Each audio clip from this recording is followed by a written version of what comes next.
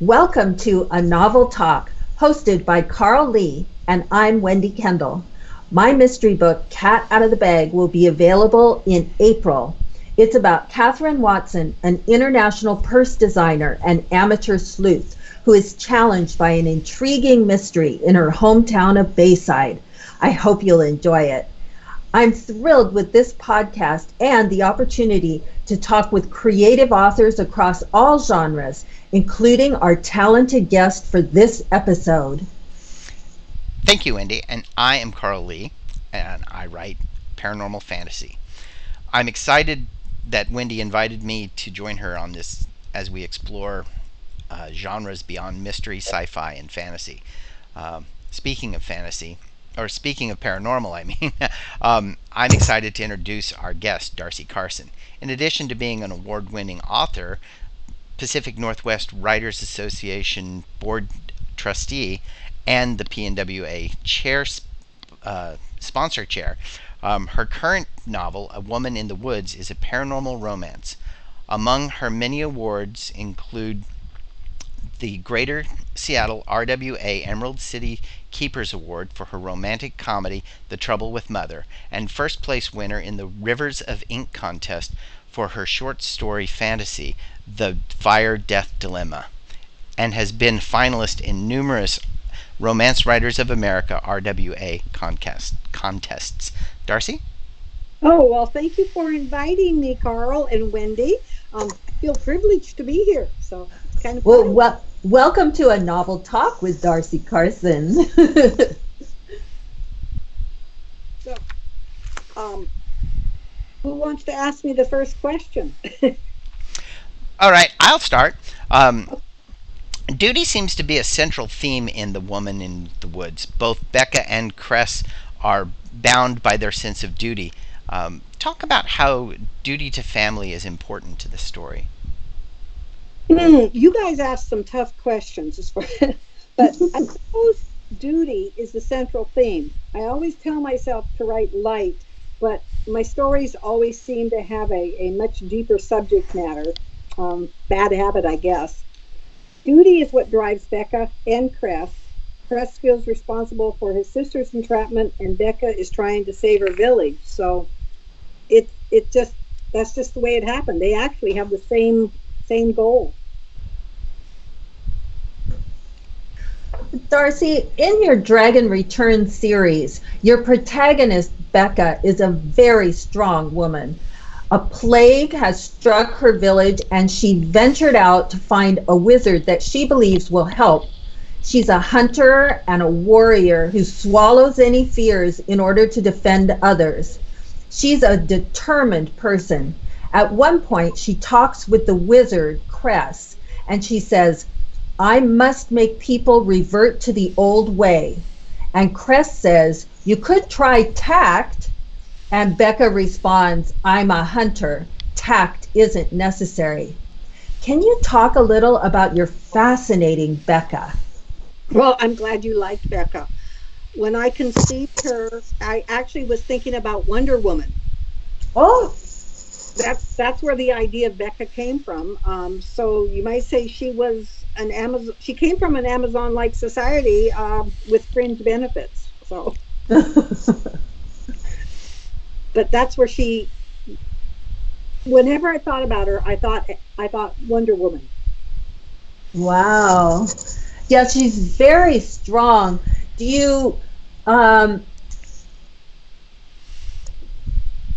you sometimes wonder, like, what? Sometimes as I was reading it, I was thinking, she's so strong. What does that feel like inside? How does that feel as an author trying to bring that out in your character? That's a tougher one. I'm kind of a stubborn person myself, so maybe a little bit of Wonder Woman, a little bit of me. Interesting. Yeah. Yeah. You just keep, if you can kind of keep that mold in your head, it helps form the character. Well, we like your tenacity. Another theme in this book was change. Tell us about the differences between the eagerness to accept change and the resistance to change that affected both Becca and Cress. Okay. I actually did a little bit of research on human nature and change, and from what I could tell, it's human nature for all of us. It's about change, and Cress has been in the same situation for over 1,000 years. Uh, so he was resistant to change, and Becca has to keep quiet because she needs Cress's help, and because he's a wizard. So it was change. We like change, but we resist it, and that's kind of I use that premise. Yeah, it's very well seated throughout the book too. Oh, good. I'm glad. Research pays off sometimes. Well, in the midst of the time critical dilemma of how to stop this spreading plague and the suffering of the population, one of the characters makes the observation that sometimes the power of suggestion controlled the strongest magic. Can you talk a little about the use of magical powers in your book and also the theme that the power of magic is in each of us in different ways? Okay, well, when I created this world, the world itself is a magical world. It is a world that called long dead dragons. And so magic is part of the world. The human beings have learned magic through wizardry and sorcery. So theirs is a learned skill as far as I was concerned. Um, and then, so the possibilities of magic are endless. And I think I use the idea of the power of positive thinking. If you believe in it, it can happen. So that was the premise I used. Belief in oneself is magical. That is so beautiful. Oh, thank you. And very true, I think. And speaking of magic, Cress seems to have a very firm moral view on the use of magic, what is and is not appropriate use of magic. During the attack in Froy, he incapacitates the enemy, then prevents the villagers from killing the invaders. What would he have done if the villagers had tried to kill the helpless attackers? Like you said, Carl, Cress has his own moral code, and I would like to believe that he would have froze them like he did the attackers. I would Probably, like to believe that too. yeah, and probably freed one or two at a time until he convinced them that his way of thinking was the best. And if all else failed, he could have turned the villagers and the invaders into toads. Why not? Why not? I like that. Excellent. Excellent answer, too. I love that Good. answer. Oh, good. Oh my gosh, I was so wrapped up in the answer. I was just in thought about it. That's so awesome. Yeah, I was already applying that to what I read in the book. The book is just so good. It's a page turner. Oh, Okay. The first sight of the dragons is such an amazing scene. Here's just a brief excerpt from the very beginning of it.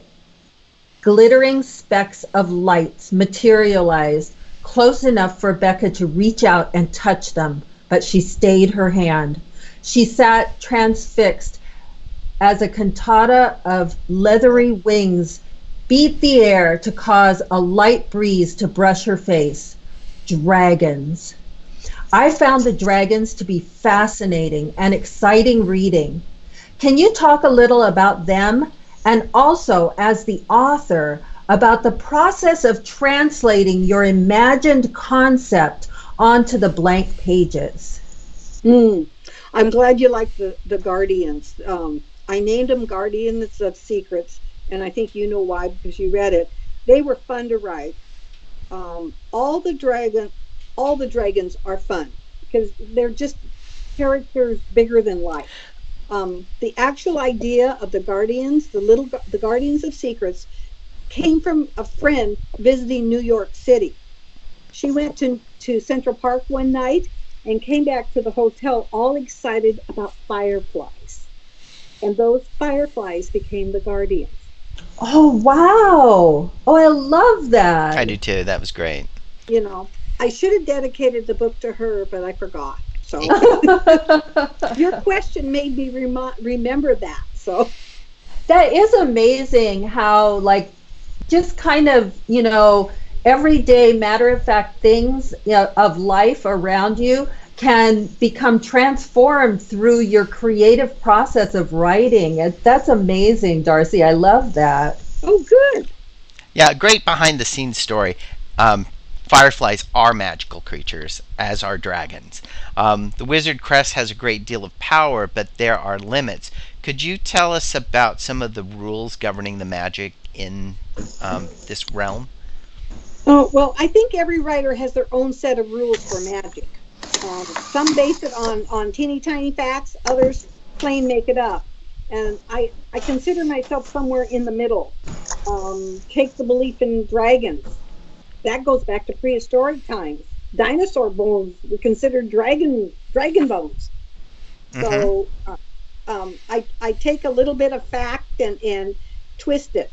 I'm going to say for Crest being a good wizard, he doesn't use his magic for evil. That doesn't mean another wizard wouldn't. Living as long as he has, he's seen or heard of evil wizards and sorceresses, but they all seem to come to a bad end, so that wasn't on his agenda. Well done. So, Becca's home village is suffering not only from a plague, but also from intense social turmoil. Among the many serious conflicts, challenges, and crises that come from this, it also affects the relationship between Becca and her mother, Quinta. Can you describe this impact and how mother and daughter are in some ways similar, but also different in personality and outlook? okay. Um, the reason the social conflict came into being, to be honest, was because at that point in the book, I needed a twist. And what better twist than to cause the upheaval in the village? It's an Um, awesome twist, that is for sure. and so, but mother and daughter relationships are always tentative. You know, they can run into problems in everyday life. To me, it's like politics. Becca couldn't believe her mother was going along with the change. It's inconceivable to her, but her mother has seen the good in the change. And she believes she can convince her daughter that the change is for the betterment of their village. Two people, two different views. That's why I called it politics. It did seem that way too. Yep. Um, Cress's housekeeper, Salida, and the guardians are Cress's family, and they show that family is often the people we choose to surround ourselves. Can you talk about how the family dynamics in the Woman in the Woods work? Yep. I didn't know I had so many themes until you guys asked all those questions. Um, to me, family dynamics in that question are tough. You know, it's like peace and harmony are what everybody wants. Each family has their own dynamics and it manifests itself in its own ways. Family shares bonds, sense of history, and there are expectations. You protect to the best of your abilities. In Woman in the Woods, the biggest issue of family dynamics is Becca's expectations are challenged, which goes right back to theme. One of the other very thoughtful themes that was suggested to me by your book is, can you go home again? Can you please talk about this struggle in your story? Well, God, I hope I wasn't channeling the Wizard of Oz, but um, No. oh, good. Well, I think everyone has the ability to go home as long as they're willing to accept the changes they find there. That applies more to Becca than to Cress in the story. That is very wise. There's a lot of wisdom in that Yeah, simple statement. Oh, well, thank you again. very, very much so. Okay, okay. So enough of the hard questions, Darcy. Oh, What thank God. I've got an easy one for you. Could you be coaxed into treating us and our listeners to a reading from The Woman in the Woods? Sure. I think I'm going to do chapter 13. My chapters are short, so it should be about 3 or 4 minutes. Excellent. It's Okay. going to be a great 3 or 4 minutes. Or Crest, excellent. good. Crest growled to himself. Damn guardians. He should never have listened to them. They planted the seed about discussing dragons, and now he wondered if they had influenced his decision in some way. He wouldn't put it past them. His gaze went to the moonstone amulet with its mysterious shimmer. Becca clutched his arm, squeezed, and drew him closer. The back of his hand accidentally brushed the swell of her breast. A contact, far too brief, piqued his arousal, and then the sensation vanished with his next breath, replaced with the cold sensation of dread. No denying the faith and devotion in the warrior woman's voice. Such deep-seated belief deserved the truth, and Cress vowed to tell her of the dragons at the appropriate time. Move aside, wizards, dragons ordered in his head. The air vibrated with their wings flapping rapidly. We must see this amulet. He cursed again. The guardians were reading his mind. Becca canted her head as though she saw them as well. Sometimes the dragons were really annoying, always interfering. Go away. She didn't invite you to inspect her necklace. We underestimated humans once. They were bloodthirsty, jealous of our jewels. They craved our power. This female human holds us in high esteem without knowing of our existence. That could easily be resolved. Silence greeted his threat. He leaned forward for a better look at the oval-shaped moonstone. A carved dragon circled a waxing moon on its hard surface. Becca's unique fragrance clung to the amulet, sun with the hint of spice he couldn't name. He inhaled the scent that acted like a drug to cloud his mind. Visions of them together in the tangled heap of arms and legs filled his head. The imagery jolted him, and shame rose momentarily at his thoughts. He shoved the impression aside, only to admit meeting Becca had changed him. He might be 1,000 years old, but he knew little of life beyond the ancient dragon circle. The possibility of exploration both elated and worried him. Beautiful, he whispered. Genuine astonishment filled him because he wasn't sure if he meant the pendant or the woman. He dug into his pocket for his pipe. He needed to hold something familiar to calm his racing heart. She gave him a grim smile and backed away. I'm going to flush some quail in this tall grass. They'll be good eating, as we are feeding on the nuts and seeds that abound here. Would you teach me to hunt? You're a wizard. Why do you need to hunt? What if something happened to you? I was born on a farm, but I was sent to Brennelin for wizardry at an early age. It has its it has been eons since I picked up a weapon in self-defense. He puffed several times on the pipe. Wizards don't kill for sport, but I should know how to fend for myself. Not until we reach Troy, she said, stomping off. Shrugging, Crest put his pipe away and gathered bits and pieces of wood for the campfire. All too soon the guardians returned to half harass him. This woman is special. Dragon voices intruded on his quiet. We are pleased with your decision to share our tale with her. He picked up rocks and set them in a circle. Did you know of the link between her goddess and dragons? An ancient tales of an alliance between female humans and dragons. We suspect their descendants are of this village. That's why you wanted to accompany us. What else aren't you telling me? Crest rubbed his hands clean of the front of his on the front of his robe, more out of habit than anything else. Who were these people? We believed they were priestess to the last dragon king. Why haven't I heard about them before? He took a moment to scan the horizon for Becca. No trace of her could be seen. It did not involve you. Knowledge of them was not required. The guardians meant to deflect his attention, but they failed. None the less interesting. You dare to test us? Crest glanced at the grazing horses and mule. Not at the moment. If the situation were reversed, I expect you would demand such a test. Meanwhile, this is not finished. I reserve the right to bring the subject up another time. Annoying human. Several flickering golden dragons united to complain. You displease us. Crest breathed a rusty laugh as he turned the dragons invisible again. The sound of tiny leathery wings echoed in his ears, but he ignored them. Instead, he concentrated on the sweet night, the soothing rustle of prairie grass, and the chorus of frogs. In spite of the distractions, Cress wondered what other surprises awaited him in the wide, unexplored world. "What about a story while our meat cooks?" Becca asked upon returning with a half-dozen quail already gutted and defeathered. She staked Y-shaped twigs on either side of the fire, then shoved the birds on and balanced them over the flames, her curiosity wrapped around him like a blanket, keeping the night at bay. "Your storyteller was correct about dragons having a structured society. I doubt if our highest civilizations reached their heights. Human beings must have been jealous to persecute them. How much more do you know of them?" "Many things," she answered, "but I thought you were going to do the telling." A nice repose. Her quickness never ceased to amaze him. "We'll start with the dragon circle. The first dragons of Feldspelt came from the heavens. They wove the circle to hold their conclaves. Since dragons were long-winded creatures, they wanted a place where they could take their time and remain unaffected by its passage.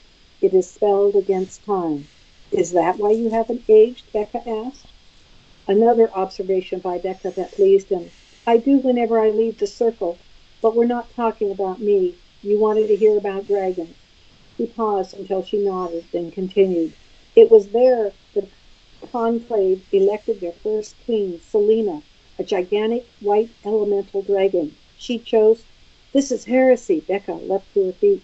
"Her name was Seluna." Puzzled, Cress stopped to find the rebuttal mildly evocative. He picked up a stick and poked at the fire with it. Sparks erupted into the air. "You asked to hear my tale. Sit down and listen." She glared at him, but sank down with a grunt of disgust. "I only meant to correct an error." He wondered how widely different their tales would vary. The Guardians had told him their tales. His belief in the accuracy of his version was deep-seated. Names easily change over time. Selena chose her kingdom in the far north, where the snow caressed her great body. He covertly glanced at her for a reaction. Nothing. A wise dragoness capable of blending the elements of earth, air, fire, and water together. She proved a good choice, bringing balance to the beginning of the dragon's kingdoms. She reigned for many thousands of years and was followed by the mighty red dragon Relgar. "Another lie," Becca said in a defiant tone. She tossed a pebble into the fire. "His name was Regal." Crest chuckled. People always spot change. "This isn't funny," Becca said, scowling. "You can't do this. Your faith isn't being tested. Mine is." "It is not my intent to shake your beliefs," he replied, meaning it. Becca adjusted the meat over the flames to keep it from burning. "You speak blasphemy.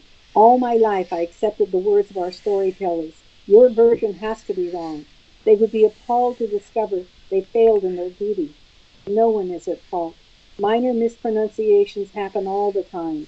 Do you wish me to continue or not?" he asked, and went on without waiting for her reply. "I admit not much is known about him, except he enjoyed collecting treasure. During his reign, the dragons learned it was the gemstones of Feldspelt called to them to our world. They revealed their stone magic to the dragon. A dragon isn't fulfilled until he finds the right gemstone." Her expression softened. "Stone magic? I am unfamiliar with the meaning." "The dragons sensed an energy in the gemstones and somehow connected with it." "That is so," mine spoke the guardians.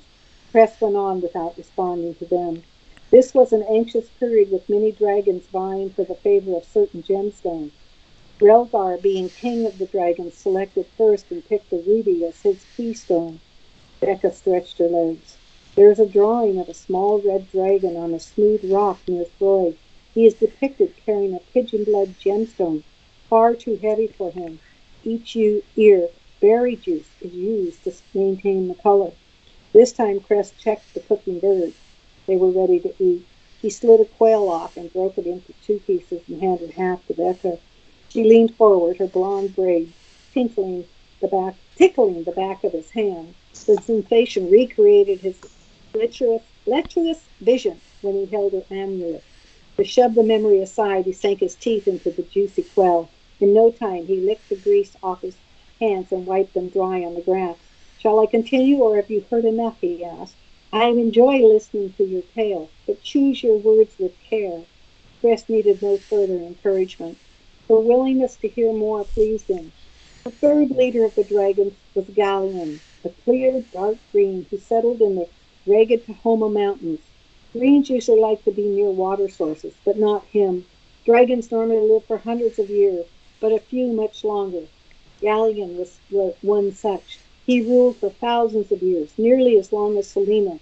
His chosen stone was chrysolite, a green amethyst.